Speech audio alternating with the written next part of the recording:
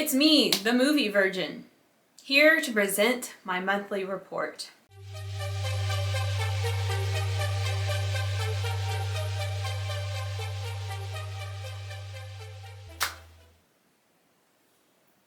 Did y'all see that?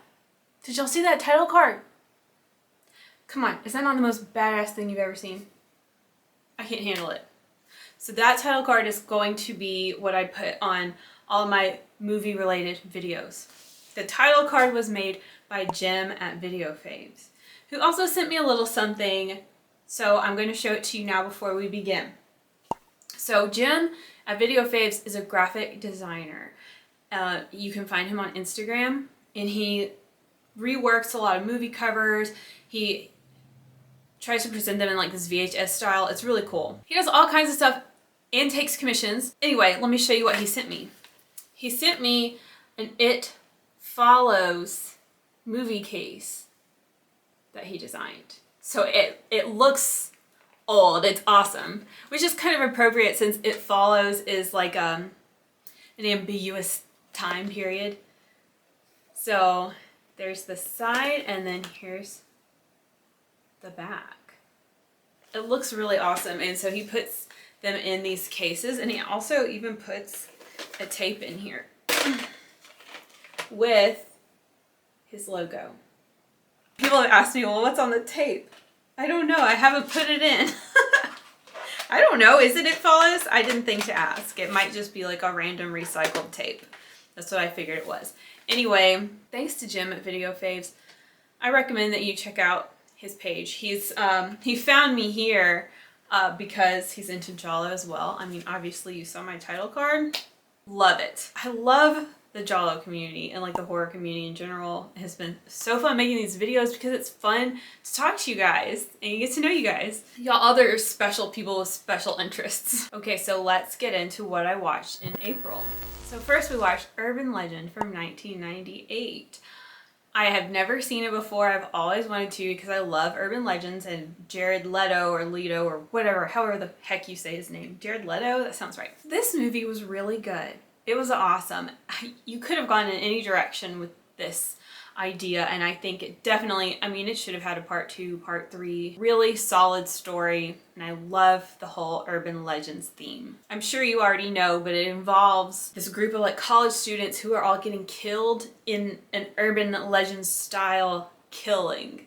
So there are all these stories that you know that are being brought to life in this movie, and it's so awesome. So we're in the late 90s at this point, and I noticed that this movie was trying desperately hard to be serious, and that's something that we really moved into in the early 2000s, because like the 80s and 90s were kind of cheesy, kind of goofy, and I could see they were really trying to get away from that as we got into the late 90s, early 2000s, and when things just became so serious and so brutal.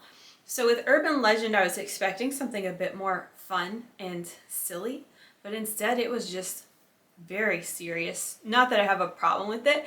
It was just a surprise, and I could really see this is where it was starting. This is where that evolution in horror was starting. It's almost like they were trying so hard to be anything but cheesy. But yeah, I bought that one at the thrift store, so now I own it and I'm not mad about it. Next, I watched a documentary, which I try to hit one every month or two, basically. So I watched Miragemen. Now, I don't know if you know, but I'm really into the paranormal, whether it's UFOs, Bigfoot, or other creatures, ghosts, demons, the occult, all that stuff I'm into in real life. So, Miragemen was recommended to me because it is UFO related. It was good information, but when it comes to the government, politics, and paperwork in regards to UFOs, I just check out. I don't really care. That is not glamorous. I would rather hear somebody's abduction story than I would to read declassified reports. You know what I mean? So Miragemen was really detailed, and it was, the whole gist of it was that the government was tasked with spreading disinformation surrounding the UFO phenomenon.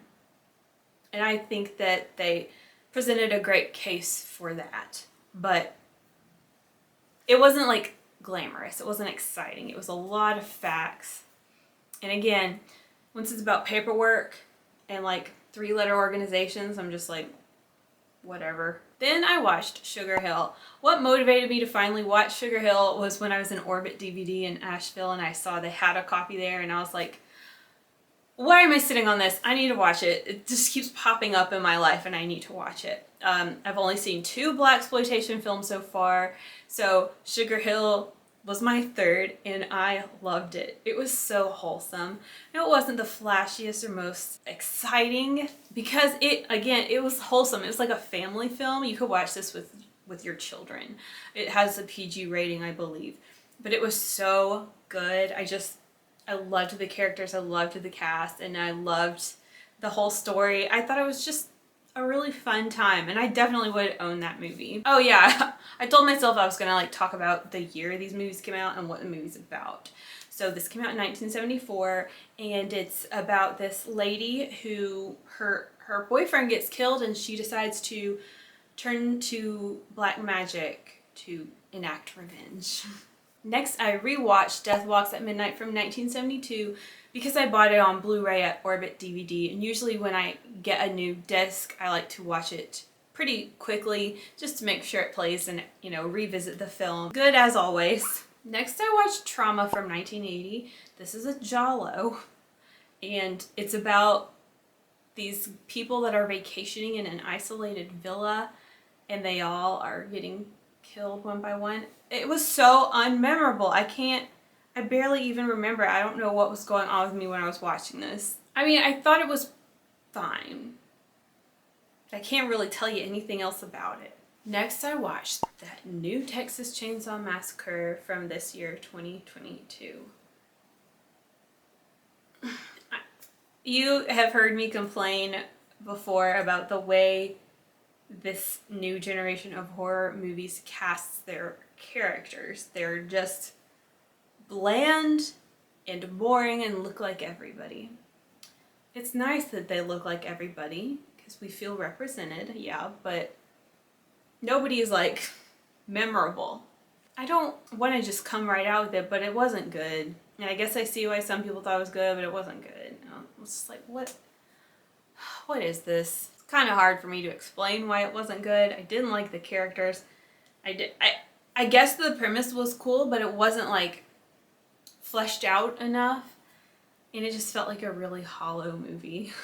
It's just, I mean, it's not even worth hating. I was just like, what? Anyway, next I rewatched Spasmo from 1974.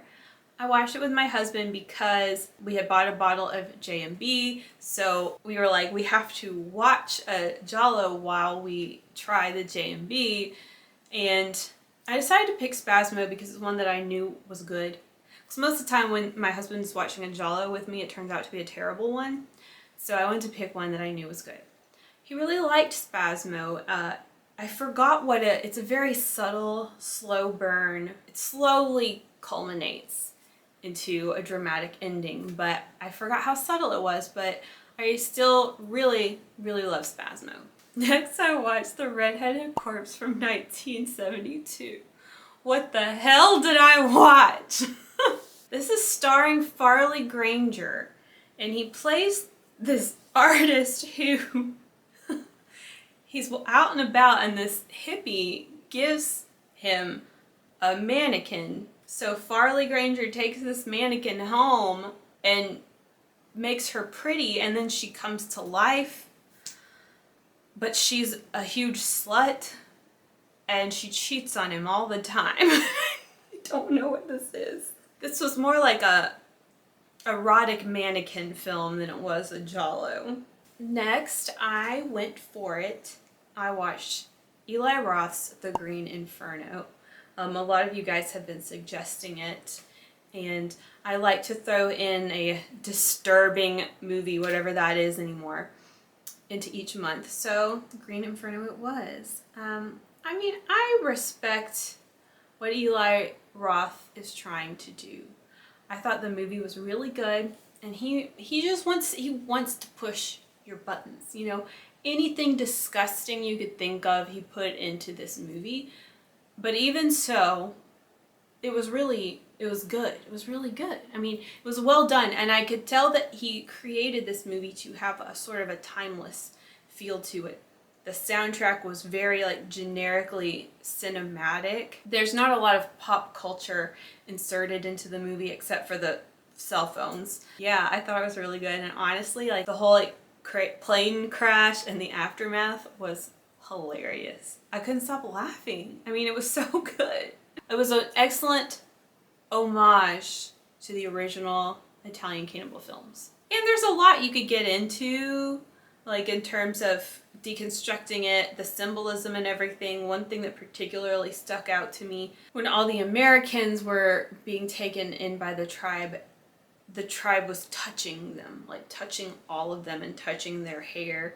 And I feel like that was kind of a statement on the whole microaggression of Black people's hair being touched constantly. It was kind of like a reversal of that. Like now the civilized white people were the spectacle, and I thought that was interesting. But anyway, I'm not going to get too deep into that film. I forgot to tell you what it's about. It's about a group of activists who go down to the jungle to save a tribe. And of course things go very wrong because, as you know, it's a cannibal movie. Next I watched Dalmano's What Have They Done to Your Daughters from 1974. First of all, I learned that this is part of the Schoolgirls in Peril trilogy. So we have What Have You Done to Solange, What Have They Done to Your Daughters, and then Red Ring of Fear, which I have yet to see. But What Have They Done to Your Daughters was a title that was always very, very enticing to me. This movie is a hybrid between a Giallo and a Poliziotteschi, but it was really good, really effective. It starts out with the hanged body of a teen girl being found, and then it just opens up this Pandora's box of the police trying to get to the bottom of what the heck is going on with these teen girls. I don't think it's quite as good as Solange. One thing that I really felt was missing from Daughters is that we don't get to know the girls. They're not really characters that matter in the movie. We don't get to see like why they're doing what they're doing or much of that. We're mostly focused on solving the crimes. But it's a great, great movie. It has some awesome violence. Like, it was refreshing because I think I've been in a little dry spell when it comes to violent jolly, but we get like hands chopped off. We get a completely blood-covered bathroom. We get, of course, a hanging dead body. Like, lots of good violent content in that movie. It's awesome. And finally, I watched. Get ready. This is where you're supposed to say, "Good job, Katie, you did it." I watched Prince of Darkness from 1987 by John Carpenter.